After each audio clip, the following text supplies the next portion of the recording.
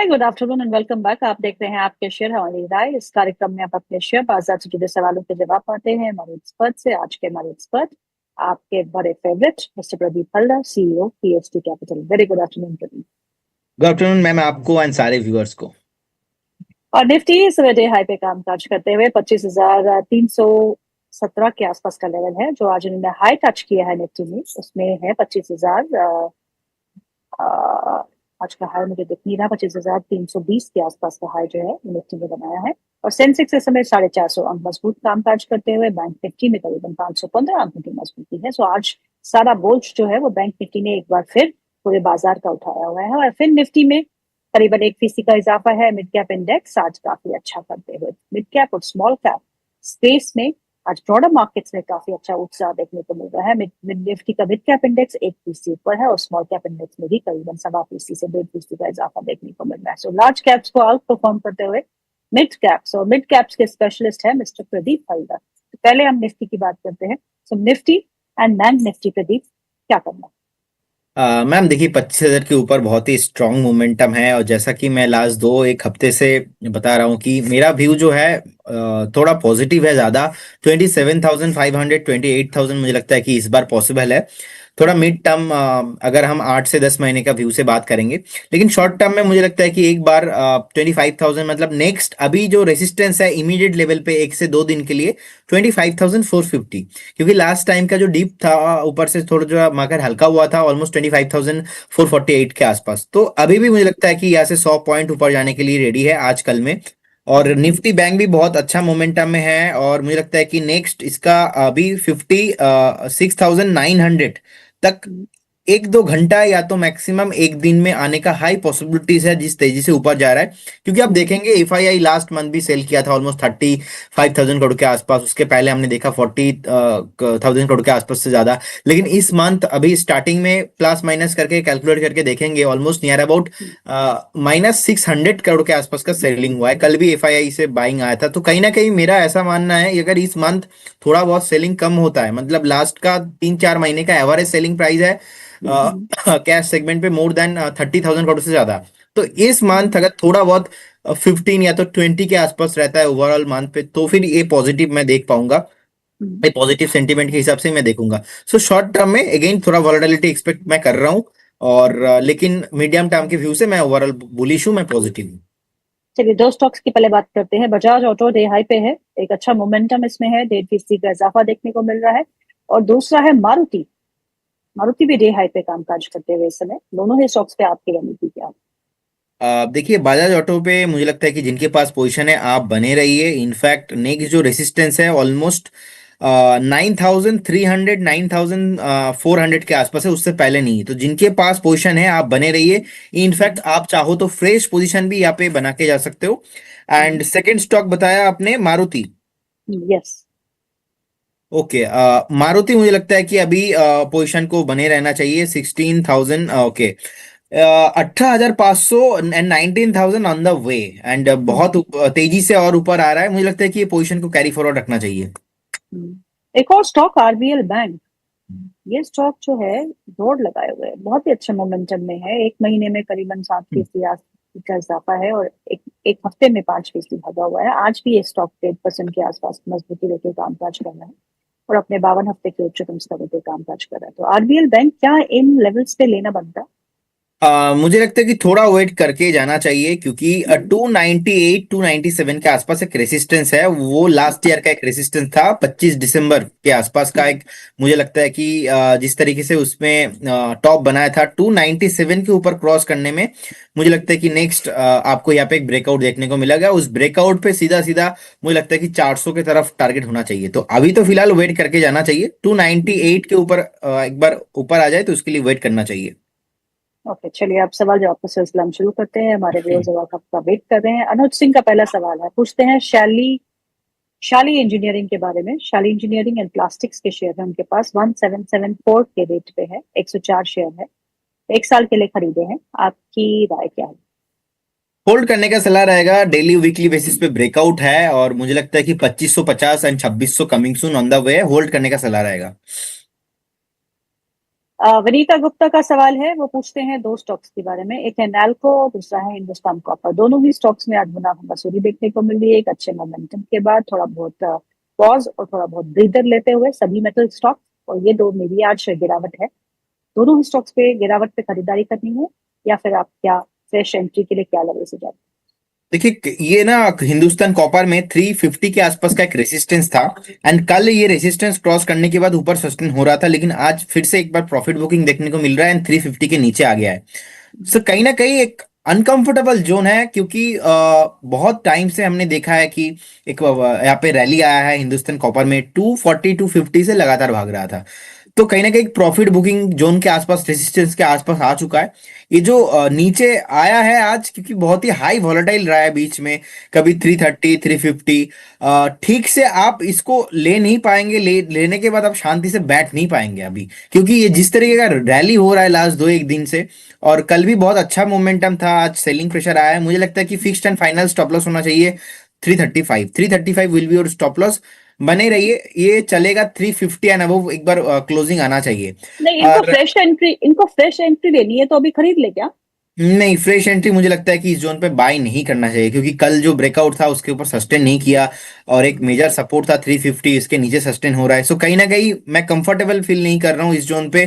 कहीं ना कहीं लग रहा है एक बार कुछ भी अगर थोड़ा बहुत कमोडिटी में सेलिंग और आता है, गोल्ड सिल्वर में, क्योंकि ऑल टाइम हाई पे जा रहा था, और आज देखेंगे निफ्टी बैंक निफ्टी, इसलिए इक्विटी मार्केट इसलिए थोड़ा अच्छा है क्योंकि कल थोड़ा गोल्ड सिल्वर में सेलिंग देखने को मिला था। लेकिन करेक्ट। ओवरऑल देखा जाए जिस तरीके का तेजी हो रहा है, ये तेजी अभी भी अप ट्रेंड में गोल्ड सिल्वर है, छोटा मोटा एक डीप मिला है।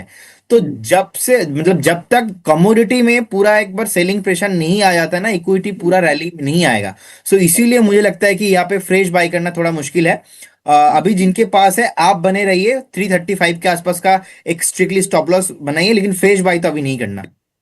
ओके, अगला सवाल ले लेते हैं। और अगला सवाल है संत राज यादव जी का। वो पूछते हैं वारे एनर्जीज के बारे में। वारे एनर्जीज के शेयर उनके पास है 3395 के लेवल से, और पीसी ज्वेलर्स भी उनके पास है 16 रुपए 20 पैसे का लेवल पे लिया है। दोनों पे ही आपका टारगेट्स क्या है? देखिए पीसी ज्वेलर मुझे लगता है कि कंसोलिडेशन होने वाला है ऊपर, आप साइड ज्यादा मैं नहीं देख पा रहा हूँ। मतलब एक अगर गुड लक रहा आपका तो हो सकता है कि पीसी ज्वेलर एक बार ऊपर आ जाए, लेकिन लास्ट 4 5 सालों में अच्छे से परफॉर्म नहीं किया, उल्टा बहुत नीचे आया। तो मैं बोलूंगा कभी भी उछाल में आपको एग्जिट करने का सलाह रहेगा पीसी ज्वेलर से। और वेरी एनर्जीज मेरा फेवरेट काउंटर है, मुझे लगता है कि 3050 के आसपास का एक स्टॉप लॉस होना चाहिए। और बीच में थोड़ा बहुत इन्वेस्टिगेशन भी चल रहा था, और उस टाइम पे रिपोर्ट आया था, नेगेटिव रिपोर्ट आ गया था, लेकिन फिर भी मैं वारी के साथ था। और मुझे लगता है कि कुछ भी इन्वेस्टिगेशन हो रहा है, जो भी है ये बस इन्वेस्टिगेशन का मामला है, तो इसके कारण बिजनेस में, ऑपरेशन में कुछ प्रॉब्लम नहीं होगा। एंड 3800 4000 ऊपर जाने के लिए रेडी हो रहा है, अभी बेस के आसपास है। मुझे लगता है कि होल्ड रखना चाहिए, लेकिन पीसी आज ज्वेलर को एक बार आप चाहो तो एग्जिट करके जाइए। आज नतीजे भी है वारे एनर्जीज के, राइट? तो उस पर भी सबकी नजर रहेगी कि नतीजे कैसे निकल के आते हैं। विवेक भाई पटेल जी का सवाल है अगला, और ये सवाल है श्री लोटस डेवलपर्स पे। 500 शेयर है उनके पास, 185 रुपए के भाव पे खरीदे हैं 185। लॉन्ग टर्म का व्यू रखते हैं, आपसे राय मांग रहे हैं। Shri lotus developers, I think ये डिसेंट लिस्टिंग है, डेटा ज्यादा नहीं होगा आपके पास। ओके, अभी आप 180 के आसपास का एक स्टॉप लॉस मेंटेन कीजिए। 180 के नीचे आपको रहना नहीं है, ऑलरेडी चार्ट खराब हो चुका है। और 180 के नीचे पे मुझे लगता है कि और खराब हो सकता है, तो 180 के नीचे मुझे लगता है कि इसमें होल्ड नहीं करना चाहिए। लेकिन आपके पास अभी भी है तो बने रहिए, एक बाउंस बैक पॉसिबल है 190 तक। 190 के ऊपर सस्टेन करने में फिर से इसका मोमेंटम जो है सही हो जाएगा, लेकिन 180 पे एक स्ट्रिक्टली स्टॉप लॉस बना के चलिए। अगला सवाल जो है वो है आबिद भाई का। वो पूछते हैं बीएससी के बारे में, बॉम्बे स्टॉक एक्सचेंज के बारे में, जो स्टॉक है। और इन्होंने खरीदारी की है 2140 के लेवल पे, so very good level to enter. Can I add more from the current level? क्या वो और ऐड कर सकते हैं? कल भी हमने एक अच्छा रुझान देखा, आज भी करीबन 2.5% से ऊपर बीएससी का स्टॉक कामकाज करते हुए। तो आप क्या सलाह देंगे? देखिए मुझे लगता है कि अगर आपका व्यू है नेक्स्ट 6 से 8 महीना, तो मैं बोलूंगा आप 3000 के ऊपर प्राइस आपको मिलेगा again. All time high and above जाने के लिए रेडी हो रहा है, बेस शॉर्ट टर्म में बन चुका है। और रिसेंटली जो प्रॉब्लम हुआ था कि सेबी के जो चेयरपर्सन है उनके एक स्टेटमेंट आया था कि एफएनओ को लेके जिस तरीके का एक स्टेटमेंट आया था कि एफएनओ बंद हो जाएंगे वीकली बेसिस पे, तो ये जो होता है बेसिकली शॉर्ट टर्म होता है, लॉन्ग टर्म में असर नहीं रहता है और मार्केट ने वो प्रूव भी कर दिया है। मुझे लगता है कि 2050 से लेके 2100 के आसपास का जिस तरीके का बेस बनाया, ये फिर से आपको 3000 के ऊपर जाने के लिए रेडी हो सकता है, लेकिन एक रैली एक तरफा नहीं रहेगा। अभी 2400 के आसपास का भाव चल रहा है, मुझे लगता है कि एक डीप में आप फिर से एक्यूमुलेशन कीजिए। अगर आपने 21 एंड अबव बाय किया है, समथिंग 2100 के ऊपर आपने बाय किया है, तो थोड़ा वेट कीजिए, कभी भी डीप मिलता है एक्यूमुलेशन कीजिए। लेकिन यहाँ से 200 पॉइंट नीचे आने पे फिर से आपका व्यू नहीं चेंज होना चाहिए। मैं इसमें बहुत पॉजिटिव हूँ क्योंकि एनएससी भी लिस्टिंग अभी हुआ नहीं, तो बीएससी का कंपिटेटिव में टेक्निकली देखा जाए तो अभी कोई है नहीं। तो 3000 के ऊपर मैं एक्सपेक्ट कर रहा हूँ टारगेट, और मुझे लगता है कि आपको बने रहना चाहिए, डीप मिले तो आपको बाय करके जाना चाहिए। जी, उनका एक और सवाल भी है। उनका सवाल है पारादीप फॉस्फेट पे, उनका टारगेट जो है वो 1 साल का है। वो आपसे पूछते हैं कि करंट लेवल पे खरीदारी कर सकते हैं। डेफिनेटली मुझे लगता है कि एक बाइंग जोन के आसपास अच्छा खासा आया है, और इनफैक्ट हमने पारादीप फॉस्फेट को 185 190 से 193 से भी रिकमेंड किया है, शॉर्ट टर्म व्यू से भी। मुझे लगता है कि 166 का एक स्टॉप लॉस शॉर्ट टर्म में होना चाहिए, और हो सकता है 166 170 के आसपास का एक बेस है, यहाँ से एक बार फिर से आपको स्टॉक घूम के ऊपर चला जाएगा। मेरा थोड़ा लंबा टारगेट है, लेकिन इसके लिए इसका जो अभी फेस चल रहा है, खराब टाइम चल रहा है, खराब टाइम को जो है एक बार उतारना चाहिए। तो 220 230 के आसपास मुझे लगता है कि इसका टारगेट होना चाहिए शॉर्ट टर्म में। आप अभी करेंट जोन से भी बाय करके जाइए, कुछ प्रॉब्लम नहीं है। ओके। अगला जो सवाल है वो है रिजवान पटेल जी का। उनके पास आईटीआई लिमिटेड के शेयर है, 100 शेयर है, 350 के भाव पे खरीदे हैं। दाम अ, अब मैं क्या करूं? आई थिंक आईटीआई में हमने एक दिन तो काफी अच्छा एक मूव देखा था, आज भी एक अच्छा मूव के बाद फिजल आउट होते हुए 350 का उनका परचेज प्राइस है, क्या करना चाहिए? देखिए मुझे लगता है कि 330 के आसपास का एक स्टॉप लॉस मेंटेन कीजिए। कल भी 360 अबव हुआ था, आज भी देखिए 358 के आसपास का एक रेसिस्टेंस बना है। कहीं ना कहीं 360 and above bar bar resistance face कर रहा है, तो 330 पे एक स्टॉप लॉस मेंटेन कीजिए, बने रहिए। नीचे आता है तो आपको वेट नहीं करना, नीचे आता है तो आपको स्टॉप लॉस लेके निकलना है। ओवरऑल व्यू लंबा है तो बने रहिए। शॉर्ट टर्म व्यू मुझे लगता है कि ऑलरेडी हो चुका है, कल एक जो रैली इसमें आया था, तो 331 के आसपास का आज डे लो है। अगर इसको ऊपर, मतलब देखिए आईटीआई ने क्या कर दिया, आज ने एक परफेक्ट जोन से एक सपोर्ट लिया और परफेक्ट जोन पे स्टॉक घूम गया। अब 360 में था रेजिस्टेंस, 358 से घूम गया, 330 पे था स्टॉप लॉस, 331 से घूम गया। सो बीच में खड़ा है ना, 350 और 330 के बीच में, 340 में अभी ट्रेड हो रहा है। सो कहीं ना कहीं मुझे लगता है कि आज का डे लो के आसपास का एक स्टॉप लॉस मेंटेन कीजिए और बने रहिए इसमें, लेकिन फ्रेश बाय किसी को अभी नहीं करना। ओके। अगला सवाल जो है वो है दिलीप व्यास जी का। वो पूछते हैं उदय शिव शिव कुमार इंफ्रा। हाँ। उदय शिव उदय प्रदीप, आपने भी ये नाम नहीं सुना? उदय शिव कुमार इंफ्रा, 38 38 के भाव पे इन्होंने खरीदा है। ओके। आपको मिला? जिंदगी में पहली बार नाम सुन रहा हूँ ma'am, and stock penny stock है, और जिस तरीके का परफॉर्मेंस रहा है पास्ट में भी, सितंबर 24 से लगातार नीचे आ रहा है, उससे पहले नीचे आ रहा है 80 से लगातार कंटिन्यूअसली। इसका प्राइमरी ट्रेंड सेकेंडरी ट्रेंड दोनों खराब है। मैं बोलूंगा आप वो अपना करण अर्जुन आएंगे, लेकिन कब आएंगे ऐसा सोचिए मत, और एग्जिट करने का सलाह रहेगा।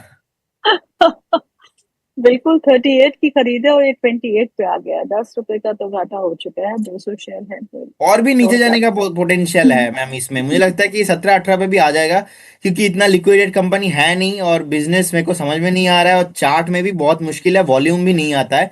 एग्जिट करके जाइए, अदरवाइज आपको बहुत नीचे मिलेगा। और दिलीप जी, आपको ये स्टॉक किसने रेकमेंड किया था मुझे नहीं पता, पर सजेशन तो यही रहेगी, क्योंकि आप एक्सपीरियंस से हम बोल रहे हैं कि आप उन्हीं स्टॉक्स पे जाए जिनका बिजनेस मॉडल आपको पता हो। आप उन्हीं स्टॉक्स में जाए जो फंडामेंटली स्ट्रांग हो। जब वोलेटाइल मार्केट्स होते हैं तो ऐसे पेनी स्टॉक्स पे जाने का कोई फायदा नहीं है। सो आप समझ के बूझ के इन्वेस्ट करिए, तो एनएससी का टैगलाइन है, but then it is very such important. कर समझ कर इन्वेस्ट कर।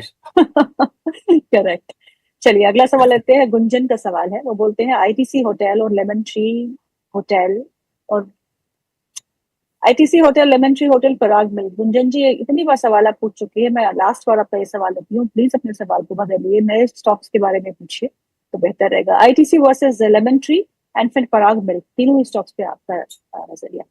मुझे लगता है कि अभी वैल्यूएशन कंफर्ट ज्यादा हो रहा है आईटीसी होटल में, लेकिन जिस तरीके का रैली बीच में थोड़ा खराब रहा है, अभी भी बेस नहीं यहाँ पे बन रहा है, तो एक बार वेट करके जाइए। मुझे लगता है कि 210 207 के आसपास एक बार बेस बन सकता है, तो उसके लिए एक बार वेट कीजिए, फिर से एक बार रिव्यू कीजिए। अभी फ्रेश बाय नहीं करना चाहिए। और ऑलरेडी बाय किया है या बाय करना चाहते हैं? बाई करना चाहते हैं, और ये तो ये फिर सवाल हाँ। वो कंटिन्यूअसली पूछ रही हैं। अब सबसे पूछेंगी तो सबका अलग अलग नजरिया होगा, सबका एक नजरिया तो नहीं होता है। सो हाँ। एक को फॉलो करके उसके नजरिए को देख के देन यू शुड हाँ जस्ट वही है। मुझे लगता है कि अभी भी क्योंकि फंडामेंटली वैल्यू आ रहा है, लेकिन टेक्निकल लेवल पे अभी भी ये सस्टेन नहीं हो रहा है, तो एक बार 207 208 के आसपास मुझे लगता है कि एक बार बेस बना सकता है। बाकी बढ़िया है, लेकिन चार्ट में अभी भी कोई भी बेस बनता हुआ नहीं दिखाई दे रहा है। लेमन ट्री चार्ट बहुत बढ़िया लग रहा है, एंड एक बार मुझे लगता है कि बाइंग जोन के आसपास आ चुका है, तो आप चाहो तो एक बार लेमन ट्री को बाय करके जाइए। लेकिन दोनों के साथ कंपेयर करेंगे तो ऑब्वियसली आईटीसी होटल के साथ मैं जाना पसंद करूंगा, लेकिन आईटीसी होटल में अभी बेस नहीं बना है। बेस बनने के लिए एक बार वेट कीजिए। परग मिल्क में मुझे लगता है कि एक बार ना आप अवॉइड कीजिए करेंट जोन से, और थोड़ा नीचे मिलेगा आपको। 245 230 के आसपास कभी भी मिलता है तो बाय करके जाइए उस टाइम पे। चलिए, अलग अगला सवाल जो है वो है नारायण मालपानी जी का। वो पूछते हैं डायमंड पावर इंफ्रा के बारे में। ये बाइंग रेट है 152, एवरेज प्राइस क्वांटिटी है, एवरेज प्राइस जो है 152 का है, और क्वांटिटी है 3000 की। आपसे एडवाइस मांग रहे देखिए, एक सपोर्ट है, एक स्टॉप लॉस उनको मेंटेन करना है। मुझे लगता है कि 132 के आसपास का एक स्टॉप लॉस मेंटेन कीजिए। कभी भी इसके नीचे आता है आपको रहना नहीं है। और पास्ट में भी देखा गया है एक तरफा अपर सर्किट लगा था, तो इसीलिए ज्यादा मैं इसको वेट नहीं करूंगा। बाई चांस 132 का आसपास कभी भी ब्रेक होता है स्टॉप लॉस, तो निकल जाने का सलाह रहेगा। फ्रेश बाय किसी को हैं। नहीं करना है। ओके, अगला सवाल ले लेते हैं, और अगला सवाल है हर्षा का। एडवाइस